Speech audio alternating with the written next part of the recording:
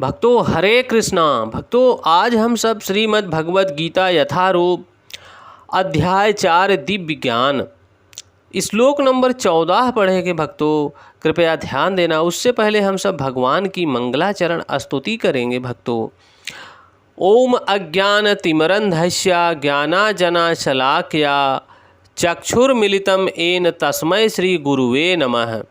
श्री चैतन्य मनोभीष्टं स्थापितं येन भूतले स्वयं रूपा कदा मह्यं ददाति स्वपदान्तिकं।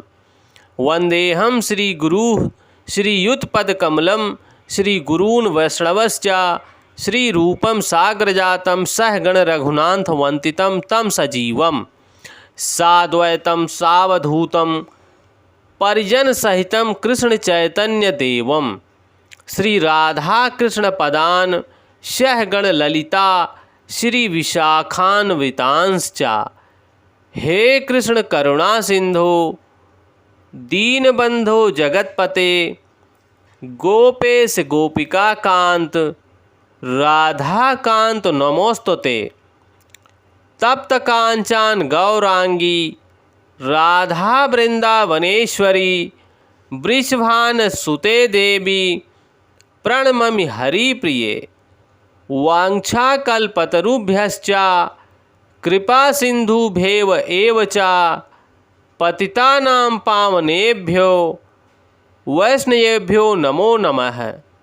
जय श्री कृष्ण चैतन्य प्रभु नित्यानंद श्री अद्वैत गदाधर श्री वशादि गौर भक्त वृंद। नमो ओम विष्णुपादाय कृष्ण पृष्ठाय भूतले श्रीमते भक्ति वेदांत स्वामिन इति नामिने। नमस्ते सरस्वती देवी गौरवाणी प्रचारिणे निर्विशेष शून्यवादी पाश्चात देश तारिणे। हरे कृष्णा कृष्ण कृष्णा हरे हरे हरे रामा राम रामा हरे हरे। हरे कृष्णा कृष्ण कृष्णा हरे हरे हरे रामा राम रामा हरे हरे। श्री भगवान उवाच। भक्तों यहाँ भगवान बोल रहे हैं श्लोक में, ना मम कर्माणि लिम्पन्ति ना मे कर्म फले स्पृहा इति मम यो भिजा जानाति कर्म निर्भय सा बाध्यते। मुझ पर किसी कर्म का प्रभाव नहीं पड़ता, ना ही मैं कर्म फल की कामना करता हूँ। जो मेरे संबंध में इस सत्य को जानता है वह भी कर्मों के फल के पास में नहीं बंधता। भक्तों यहाँ भगवान स्पष्ट बोल रहे हैं कि मैं किसी कर्म के प्रभाव में नहीं पड़ता, ना ही मैं कर्म फल की कामना करता हूँ। जो मेरे इस संबंध ज्ञान को सत्य को जो जानता है वह भी कर्मों के फल के पास में, जो कर्म का फल का रस्सी है उसमें वो व्यक्ति नहीं बंधता, वो मनुष्य वो भक्त नहीं बंधता। इस प्रकार भौतिक जगत में संविधान के अनेक नियम बनाए गए हैं जो यह बताते हैं कि राजा तो ना तो दंडनीय है, ना ही किसी राज नियमों के अधीन रहता है। इसी तरह यद्यपि भगवान इस भौतिक जगत के सृष्टा हैं, रचयिता हैं, किंतु वे भौतिक जगत के कार्यों से प्रभावित नहीं होते। सृष्टि करने पर भी वे इस पृथक रहते हैं, इस पृथ्वी से अलग रहते हैं। जबकि जीवात्माएं भौतिक कार्यकलापों के सकाम कर्मों में कर्म फलों में बंधी रहती हैं। भक्तों यहाँ पर भगवान स्पष्ट कर रहे हैं कि जो भौतिक कार्यकलाप के सकाम कर्म फल हैं, हम सब जैसे जीवात्माएं इस कर्म फल में बंधे रहते हैं, क्योंकि उनमें हम सब में प्रकृति साधनों का प्रभुत्व दिखाने की प्रवृत्ति रहती है, प्रभुत्व जताने की प्रवृत्ति रहती है, प्राप्त करने की प्रवृत्ति रहती है। भक्तों इस कारण हम सब कर्म फलों में बंधे रहते हैं।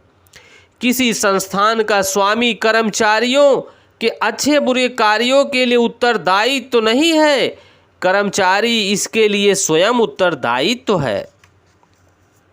भक्तों, जीवात्माएं अपने अपने इंद्रिय तृप्ति में कार्यों में लगी रहती हैं, किंतु ये कार्य भगवान द्वारा निर्दिष्ट होते हैं।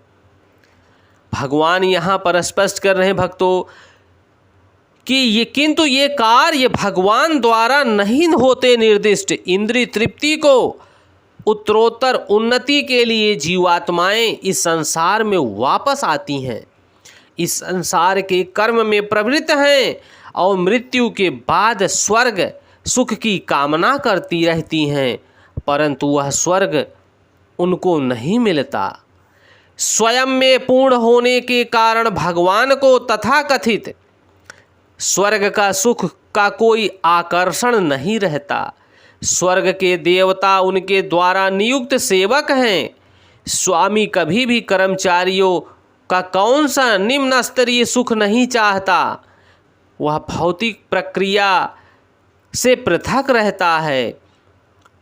भक्तों, यहाँ भगवान उदाहरण दे रहे हैं, पृथ्वी पर उगने वाली विभिन्न वनस्पतियों के उगने के लिए वर्षा उत्तरदायित्व नहीं है।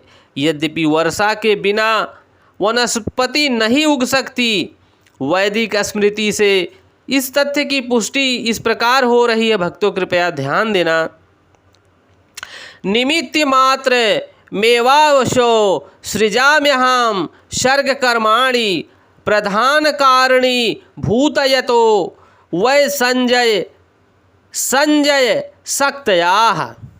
भौतिक सृष्टि के लिए भगवान ही परम कारण है। भक्तों, प्रकृति तो केवल निमित्त कारण है, जिसके विराट जगत दृष्टिगोचर होता है।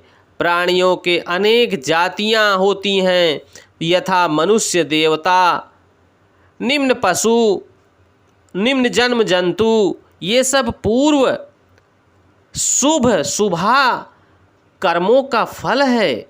ये सभी जीवात्माएं कर्मों के फल भोगने को बाध्य हैं। भगवान उन्हें ऐसे कर्म करने के लिए केवल समुचित सुविधाएं तथा प्रकृति के गुणों के नियम सुलभ कराते हैं, किंतु वे उनके किसी भूत तथा वर्तमान कर्मों के लिए उत्तरदायी तो नहीं होते। वेदांत सूत्र में भक्तों इसकी पुष्टि हुई है कि वंशम न घरणे न सापेक्ष त्वात्। किसी भगवान किसी भी जीव के प्रति पक्षपात नहीं करते। जीवात्माएं अपने कर्मों के लिए स्वयं उत्तरदायित्व हैं। भगवान उसे प्रकृति अर्थात बहिरंगा शक्ति के माध्यम से केवल सुविधा प्रदान करने वाले हैं। जो व्यक्ति इस कर्म नियम की सारी बारीकियों से भली भांति अवगत होता है, वह अपने कर्मों के फल से प्रभावित नहीं होता। दूसरे शब्दों में, जब मनुष्य भगवान के इस दिव्य स्वभाव से परिचित होता है, वह भगवान कृष्ण भावना अमृत में अनुभवी होता है। अतः उस पर कर्म के नियम लागू नहीं होते।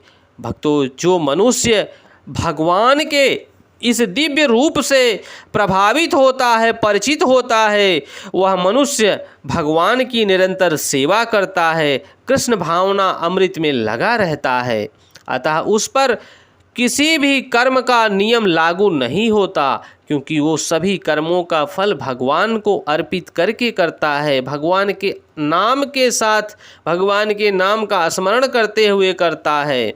जो व्यक्ति भगवान के दिव्य स्वभाव को नहीं जानता और सोचता है कि भगवान के कार्यकलाप सामान्य व्यक्तियों की तरह हैं, कर्म फल के लिए सदैव बाध्य रहता है। वे निश्चित रूप से कर्म फलों में बंधता चला जाता है, किंतु जो परम सत्य को जानता है, वह कृष्ण भावना अमृत में सदैव स्थिर मुक्त जीव होता है।